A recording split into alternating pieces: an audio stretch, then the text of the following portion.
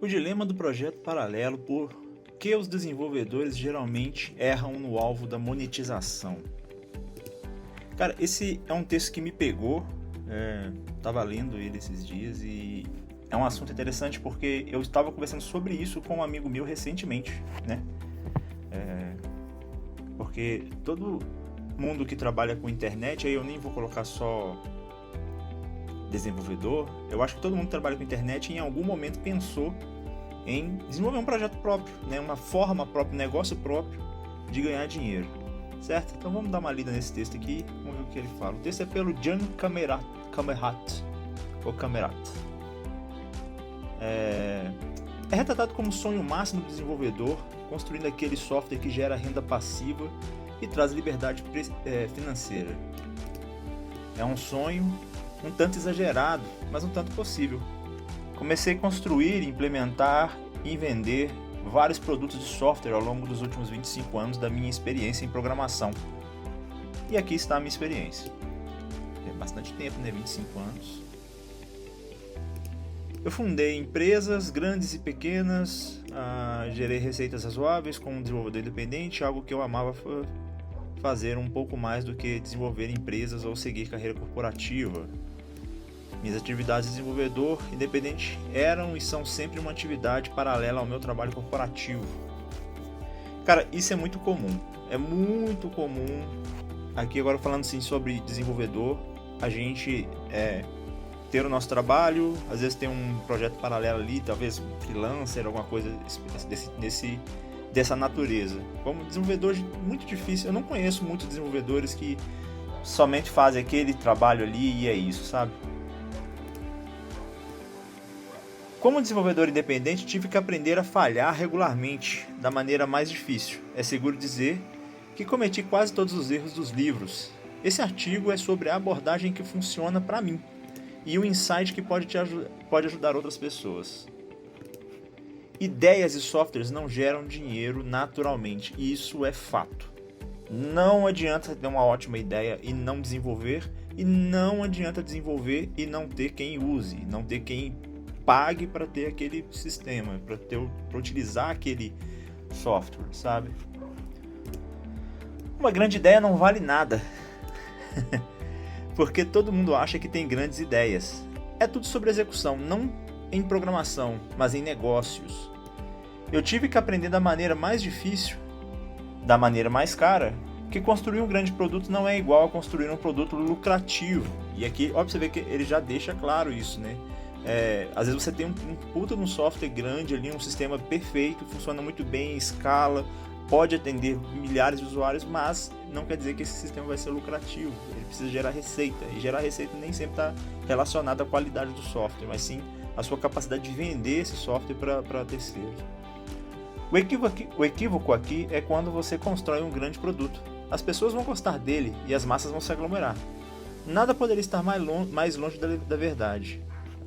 A realidade é que um ótimo produto, um projeto paralelo lucrativo ou uma atividade paralela começa com um plano de negócio, uma folha de papel e pesquisa. Construir um produto e um negócio em torno dele é muito diferente de construir o software em si. É um processo totalmente diferente. Eu costumava começar escrevendo software e então tentar promovê-lo e vendê-lo para as pessoas. Uma solução em busca de um problema, se preferir. Isso tem uma parada relacionada a isso nas faculdades, né? De que as aulas de empreendedorismo hoje falam muito disso, né? De que você tem que achar primeiro o problema. Desenvolver, às vezes, um software... por exemplo, eu tenho um caso hipotético, às vezes. Aí. O cara precisa ter mais controle financeiro e ele não tem um software daquilo. Não adianta eu desenvolver um software para ele ter controle financeiro, né? Isso não vai me gerar renda. Essa demanda tem que ser uma demanda de outras pessoas também. Então, se eu desenvolvo um software pensando ali na minha realidade ou na realidade de um indivíduo ou outro, eu estou cometendo um erro. Eu estou desenvolvendo uma solução primeiro, antes de achar um problema. E, na verdade, geralmente, quando fala em empreendedorismo, a gente tem que primeiro achar um problema e daí, então, tentar desenvolver uma solução para ela. Não existe renda passiva. Isso eu sei desde o início, eu tenho para mim também essa realidade. Eu não acho que existe renda passiva. Deixe-me desabafar primeiro. Não existe renda passiva. Existem atividades comerciais que existem muito do seu envolvimento e há aquelas que exigem um pouco menos ao longo do tempo. É isso que eu acredito, tá? Mesmo se você pegar o seu dinheiro e investir ele, ainda assim você vai ter que ter atenção ao que você está fazendo. Você vai ter que dar atenção para aquilo. Então, você vai estar trabalhando para aquele dinheiro de qualquer jeito. Então, ou você vai trabalhar muito ou você vai trabalhar bem. Lógico, quando se investe o dinheiro, espera-se que você tenha uma renda maior com o mínimo esforço. Nisso eu acredito. Agora, renda totalmente passiva, eu vou ficar deitado na minha cama, não vou precisar, só vou deixar o dinheiro ali e ele vai virar R$100, vai virar 1 milhão. Eu não acho que isso exista. A razão pela qual muitas pessoas confundem software com renda passiva é porque ela exige muito investimento inicial e depois menos ao longo do tempo. Você pode fazer o software funcionar por meses sem investimento massivo em manutenção. É isso. Mas ainda assim, em algum momento, você vai ter que dar algum tipo de manutenção nele. Gerar qualquer negócio envolve sempre burocracia. Há um custo para gerir o negócio. Impostos têm que ser pagos, contas recebidas têm que ser tratados e trabalho e contabilidade que o envolve. Você vive na União Europeia, especialmente na Alemanha como eu, a burocracia em torno de gestão do seu negócio secundário é tediosa e dá imenso trabalho. Vai precisar de um consultor fiscal, de uma conta bancária empresarial, tudo mais. Claro, pode terceirizar muita coisa e deve, mas nunca será um esforço zero. É exatamente a mesma coisa que eu penso.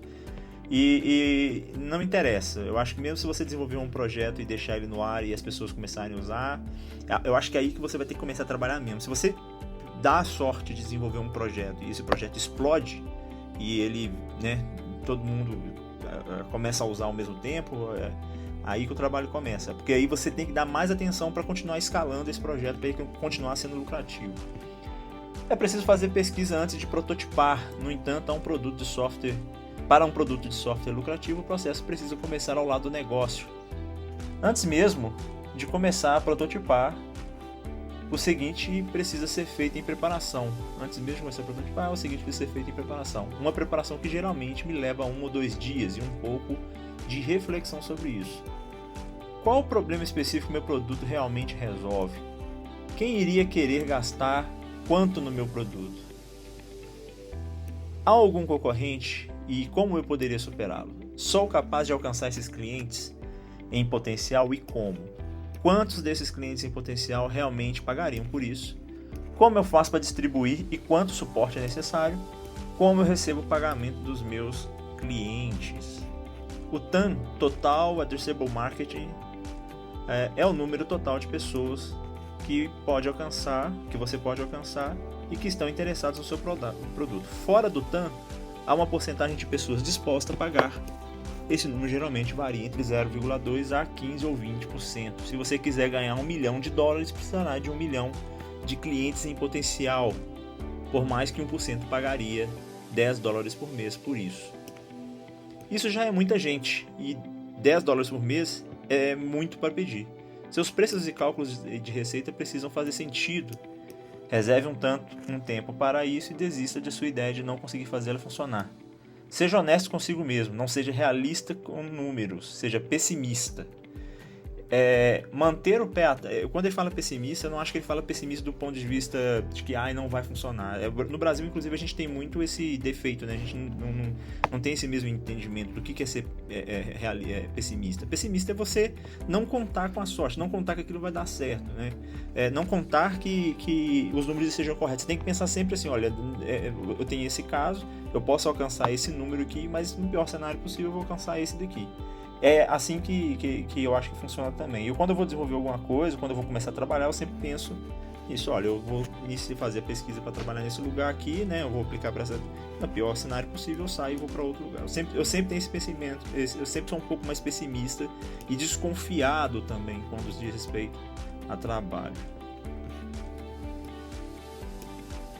As plataformas funcionam melhor para indies. SaaS é desafiador. Existem 2 maneiras para os desenvolvedores venderem software, seja por meio de plataformas, por exemplo, App Store, Google, Microsoft, ou diretamente para o consumidor, empresas. Quando você vende diretamente para uma empresa ali, você fecha o contrato direto com ela. Se você vender diretamente, não precisará dar parte da sua receita para a plataforma. No entanto, como desenvolvedor independente, gerenciar clientes é muito mais caro e demorado do que apenas ter uma plataforma para lidar com eles. Eu, pessoalmente, prefiro o modelo de plataforma, pois me dá muito mais flexibilidade. Dá para entender, cara, porque realmente, quando você faz a venda direta, você precisa ter gerenciamento contrário, de receita, de contrato, você precisa gerenciar receita, você precisa entender como está funcionando esse projeto com o seu cliente. Distribuir por meio de plataforma me custou 20-30% da minha receita. Em troca, a plataforma paga em dia. Posso alavancar a confiança da plataforma e os clientes não precisam pensar em me dar seu dinheiro. A plataforma como intermediária é um grande facilitador e acelerador para desenvolvedores independentes que não têm uma marca e tempo para gerenciar contabilidade. Até mesmo receitas que obtenho por meio do Stripe exigem que eu faça muito trabalho de contabilidade e tributação em torno delas. Isso dá muito mais trabalho do que apenas receber transferências eletrônicas da Apple, Google e Microsoft com todos os recibos fiscais necessários anexados. Cara, ele fala aqui do trabalho que é você manter uma empresa, né? Isso aqui eu acho que não é muito diferente no Brasil, não. SaaS para empresas é tedioso. As empresas não compram software, elas compram soluções e o suporte necessário em torno delas. Eu já passei por isso, eu já fiz isso. A razão pela qual eu prefiro software de consumidor por meio de plataformas em vez de SaaS para empresas é o tempo e o investimento necessário no último. Quando uma empresa compra um software por um valor razoável, maior do que $1.000 ano, ela espera suporte e orientação. Muitas vezes ela também quer consultoria. O foco aqui não é o software, mas o serviço que os ajuda a resolver seus problemas. Você pode automatizar muito disso com inteligência artificial, LLM, linguagens gerativas, mas o fator humano em SaaS é de longe maior do que o software de consumidor por meio de plataformas. Olha só, ele fala que o fator humano é maior, então a galera que tem medo de ter inteligência artificial roubando seu emprego aí, o fator humano sempre aparece como ponto-chave na gestão de negócio. Os clientes empresariais pedirão reuniões, apresentação de demonstrações, treinamento, suporte e tudo que você possa imaginar. Eles essencialmente querem que você faça o trabalho para eles o máximo possível, embora isso traga grandes oportunidades de receita que são muito maiores do que um aplicativo de consumidor. Faz sentido. Requer que você traga sólidas habilidades de vendas e gerenciamento de contas. Não é incomum para mim cobrar mais de $200 por hora por essas consultorias. Eu vejo muito isso. Eu estou num projeto atualmente que a gente está saindo de uma plataforma proprietária para ir para uma proprietária no sentido de que nós desenvolvemos para uma plataforma SaaS. E muito do que se espera da empresa que está sendo contratada é que ela resolva realmente os problemas todos por nós.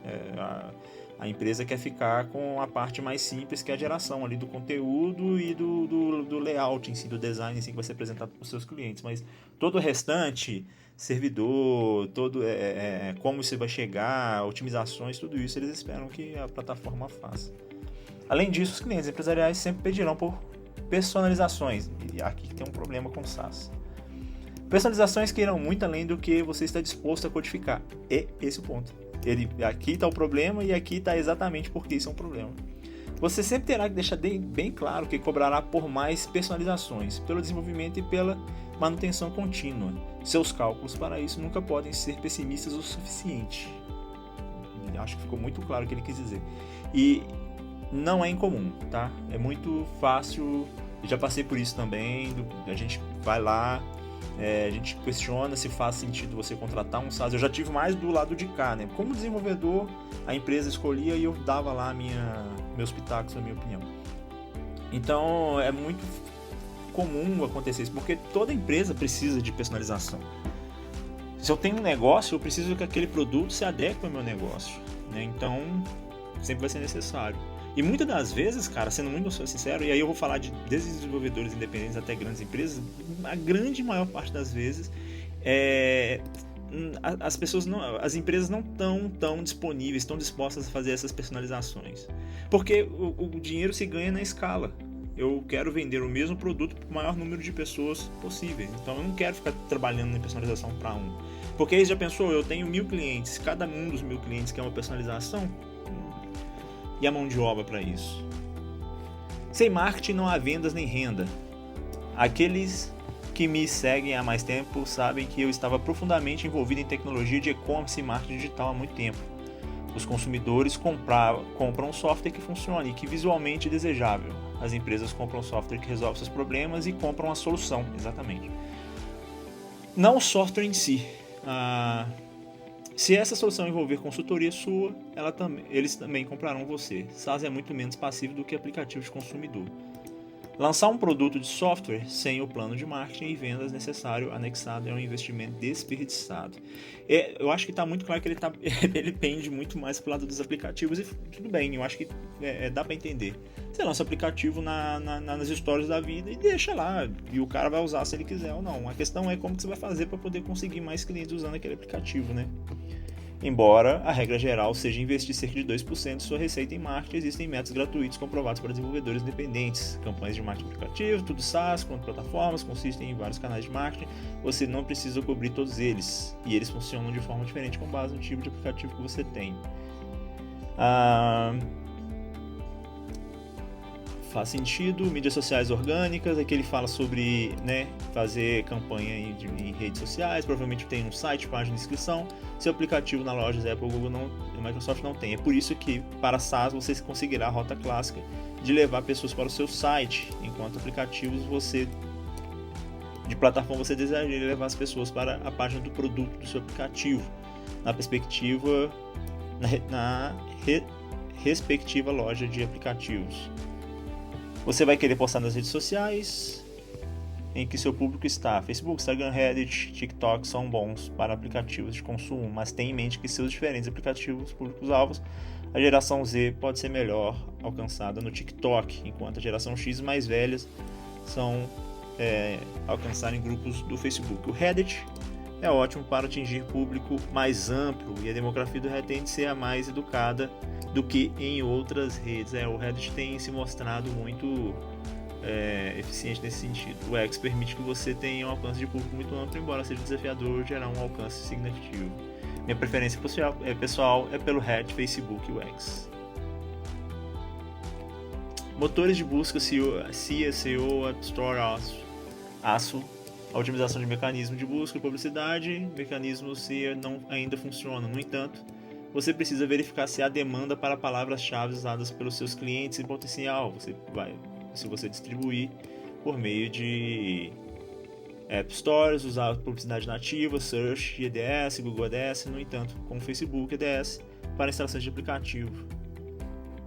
Não tanto com o Facebook EDS para instalações de aplicativo. No entanto, tudo isso depende do seu aplicativo e do seu público-alvo. Otimizar seu aplicativo para mecanismos de busca requer que você tenha imagens adequadas, descrições adequadas, categorização e garanta que ele corresponda às consultas de busca. A otimização orgânica pode levar até 4 semanas para que seu aplicativo seja classificado corretamente.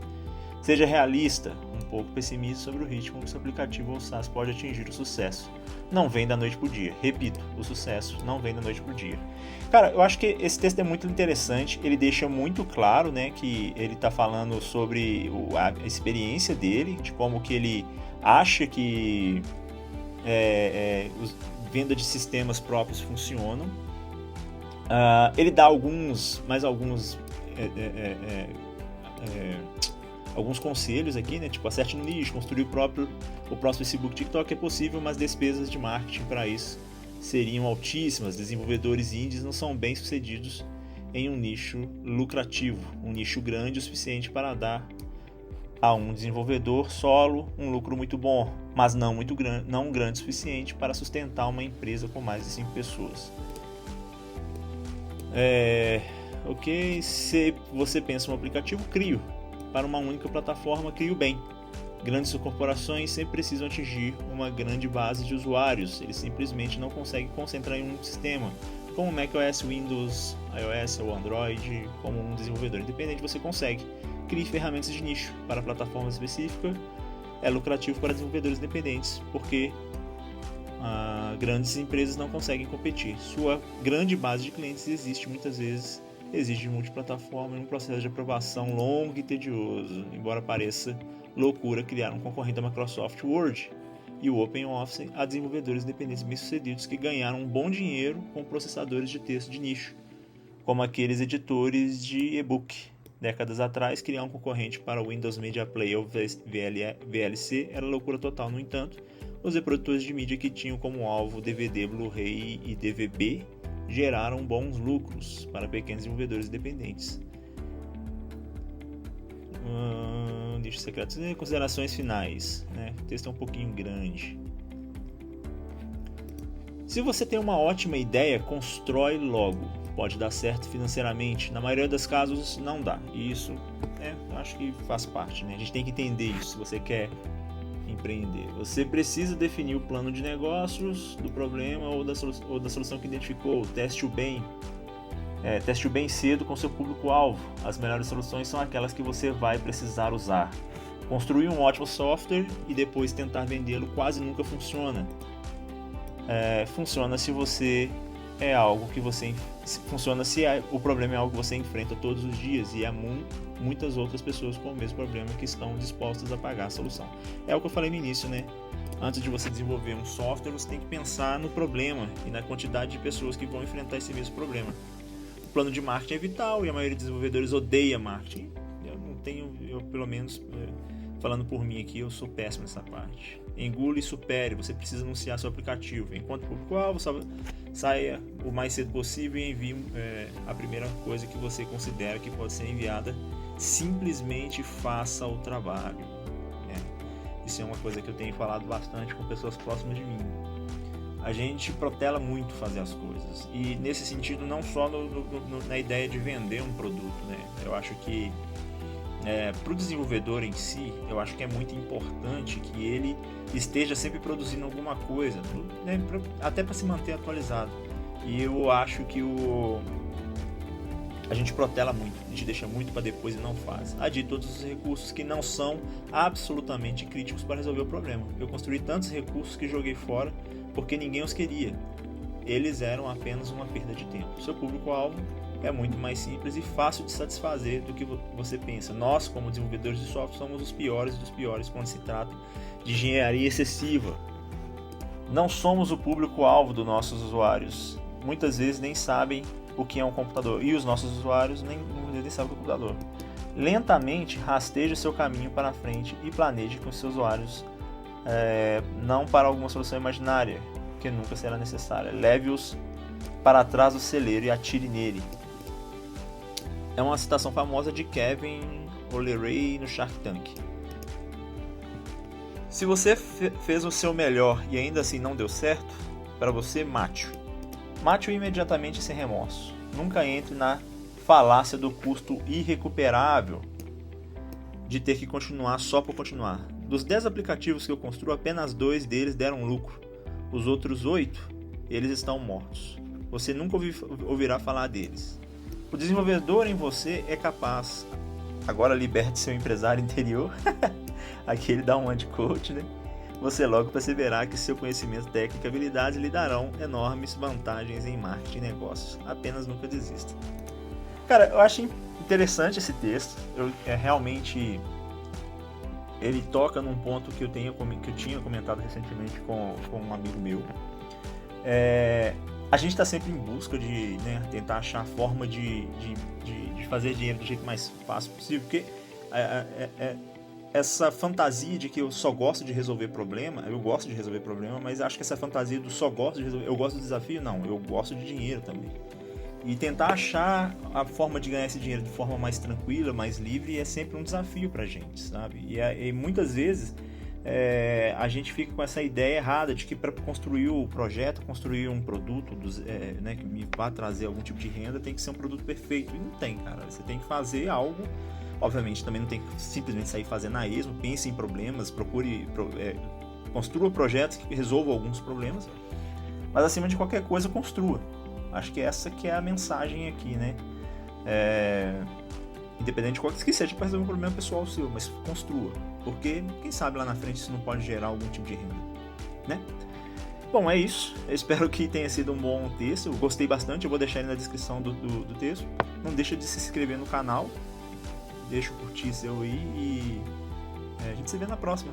Não esqueça de comentar. O que você acha? Você acha que faz sentido construir um projeto paralelo? Até mais!